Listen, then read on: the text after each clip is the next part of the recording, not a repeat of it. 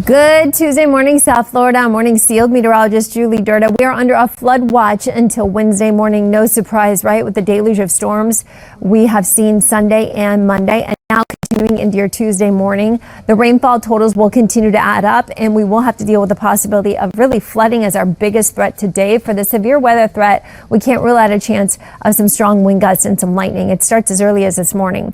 Now, intermixing with that flood watch, we do have a lot of Saharan dust just to the south of us, so we may see some of those hazy skies in between those showers and storms that might break through later this morning. But again, South Florida soaked this morning. As for severe weather nationally, we have it again across the nation's midsection, but our own backyard, we'll see breaks later half in the morning, but then into the early afternoon again, we are expecting some heavy downpours, showers and storms causing the concern for flooding, as well as the possibility of some damaging winds. Then we go into Wednesday and we finally start to dry out. But again, the forecast calls for another day of some showers and storms to be more widespread, just like yesterday, as our flood threat is at a level 2 today and tomorrow. And then as we go into the end of the week, we finally see our rain chances dropping down to where they should be this time of year, with just some sea breeze storms by the afternoon. Have a great day.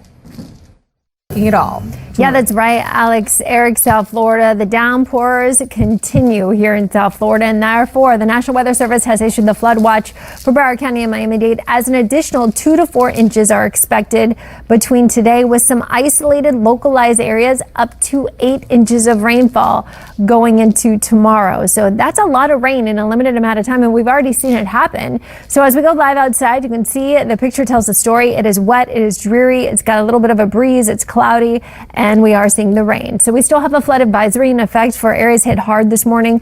Deerfield Beach to Pompano Beach, from I-95 all the way east to US 1. We saw about 2 inches of rain in the matter of only 3 hours. It was pretty impressive. And as you can see, almost 3 inches of rain in the matter of 3 hours, and still holding on to a little bit of a drizzle, but we'll finally see these showers pushing offshore in the matter of about 10 more minutes. We'll dry out, which we already have, over western Broward County, central Broward County, southern Broward County, with the exception of this one shower hanging on right by Port Everglades, Dania Beach, and into 595 and I-95. Miami-Dade, you've got a nice break, but don't get too excited. I've got storms just to the south in Kendall and Coral Gables, about to get hit hard by Key Biscayne, as well by Homestead. So while we'll see those showers rolling in off the southerly breeze, really some heavy rain by the Keys right now, it's going to be all about the influence of these showers and storms producing the flooding concerns, as we're seeing more rainfall for already saturated areas. Winds starting to pick up too, embedded in those storms, 5 to 15 miles per hour. So the timing of the storms now lifting from the south to the north in southern Miami-Dade. By 10 o'clock, we'll keep a few showers around. I think much in the way of Broward County and northern Miami-Dade will be dry for about 2 hours. Then we'll see the rainfall becoming more widespread again today. With that being said, our biggest threat will be the concern for all of our flooded streets. So we are on that level 2 flooding concern tomorrow at level 1, and then you see it by Thursday, we're looking drier. Unfortunately, though, with that severe weather threat, we could see the possibility of some damaging winds again, like what we saw yesterday. All right, we got to go to the tropics. First 10 minutes of the newscast, we promise you that tropical weather update. There is a new area the National Hurricane Center is keeping an eye on just off the coast of the United States in the Atlantic. That possibly could be something we'll be watching, but really it's a very low chance of development. If anything does develop, it'll be pushing away from the U.S. More on our local forecast coming up. South Florida, taking a look at your roads. I do have an update for you on this major accident that I was talking to you about earlier. This is on the turnpike going northbound. The good news is that all lanes are no longer blocked. Something has opened up here for you, so things are starting to move along. Let me show you what that looks like on your maps here. You're still seeing quite the bit of delays here. This is between Griffin Road and I-595. Now it's just the 2 left lanes that are blocked. If you still want to avoid the area because speeds are coming in as slowly as 5 miles per hour, then you can take US 441.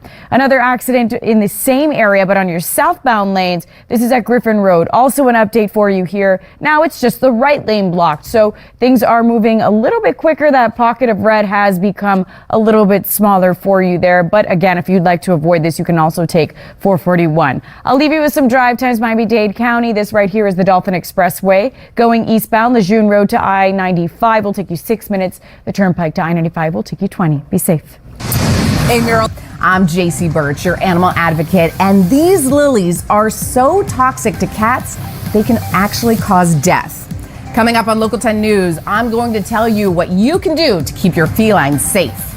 out to some video here so you can see that accident that's been causing those delays on the turnpike going northbound. You can see a white van turned over on its side, and then all of those delays I've been showing you all morning long. This is near Griffin Road in your northbound lanes. It did cause a closure for quite some time, but I can bring you out to a live look right now so you can see that things have started to open up. So let's bring you out here. You can see this right now is live, and you can see right down there where things are starting to move along. It was completely closed earlier. Let me show you what this looks like on your maps. This right here are those northbound lanes. You still see all that backup, all of that red. So if you want to avoid this, you can take US 441. Again, this is between Griffin Road and I-595 going northbound on the turnpike. An accident not too far from there on the turnpike going southbound at Griffin Road. The right lane is blocked here, so speeds are coming in here as slowly as 5 miles per hour, but it has started to clear up. So definitely just give yourself a little extra time if you are headed southbound on the turnpike. Be safe.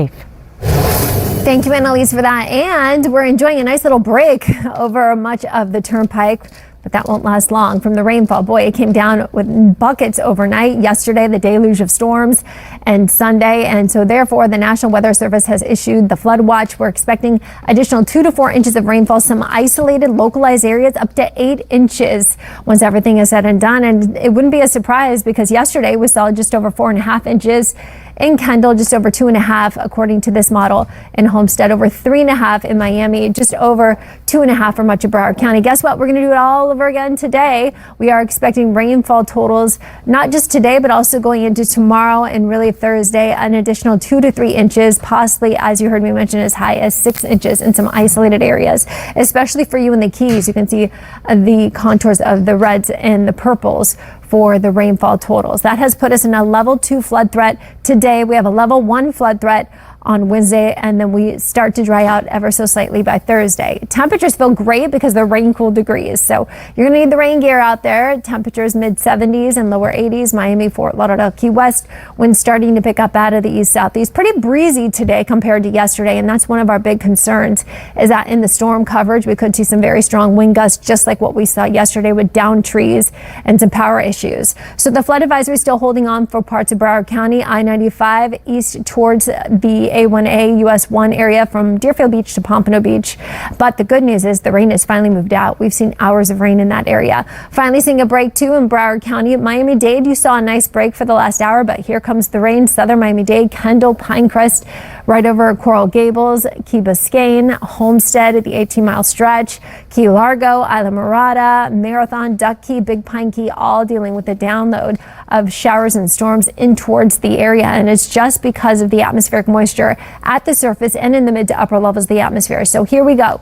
Rain will continue to move in again for the car line, the last car line for a lot of the kids out there for school, and for the parents, the evening commute. It's going to be a wet one. Tonight and into tomorrow, we will see much drier conditions, but I'm keeping that chance of showers just because we'll have that peak heating of the day. Great news, rain chances continue to taper off as we go into the weekend.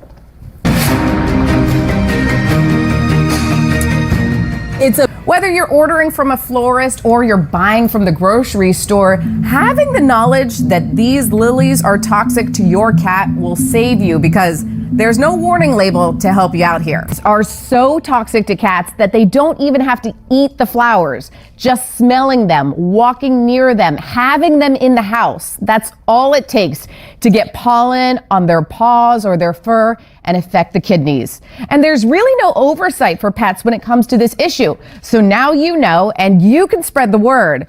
Do not buy any lilies if you have cats in your home. I'm Jacey Birch, your animal advocate for Local 10 News.